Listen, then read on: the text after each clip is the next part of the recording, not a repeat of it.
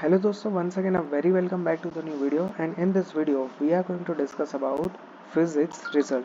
अब इस बार यहाँ पर फिजिक्स के अंदर देखने को मिल रहा है कि सबसे ज़्यादा नंबर ऑफ स्टूडेंट्स फेल जो हुए हैं वो हुए हैं फिजिक्स के अंदर। तो आज के ये वाले वीडियो के अंदर हम यही देखने वाले हैं कि यहाँ पर फिजिक्स के अंदर क्या डेटा निकल के आ रहा है।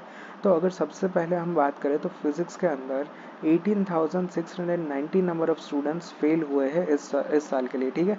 अब जो यहाँ पर मेन 4 सब्जेक्ट्स होते हैं उसमें से टोटल नंबर ऑफ स्टूडेंट कितने थे 1,11,056 कि जिसके अंदर 92,366 नंबर ऑफ स्टूडेंट्स पास हुए कि जिसका परसेंटेज निकल के आ रहा है 83.17, ठीक है।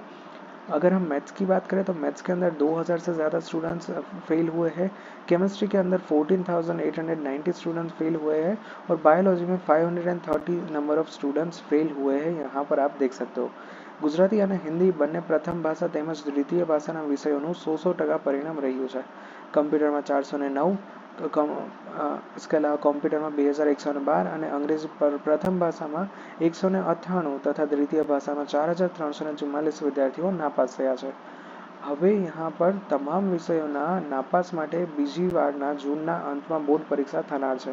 આ બીજી પરીક્ષા માટે 13મી મેથી ફોર્મ ભરવાની પ્રક્રિયા શરૂ થશે।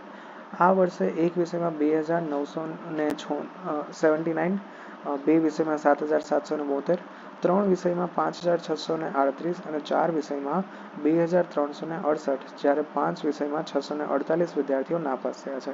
तो कुल यहाँ पर परसेंटेज निकल के आ रहा है। तो यहाँ पर देख सकते हो कि 648 नंबर ऑफ स्टूडेंट्स ऐसा है कि जो यहाँ पर हर एक सब्जेक्ट्स के अंदर फेल हुए, ठीक है। बाकी इसके अकॉर्डिंग मतलब इसके अलावा ओवरऑल अगर हम रिजल्ट देखें पिछले साल के कंपेयर में तो काफ़ी यहाँ पर इंक्रीमेंट देखने को मिल रहा है।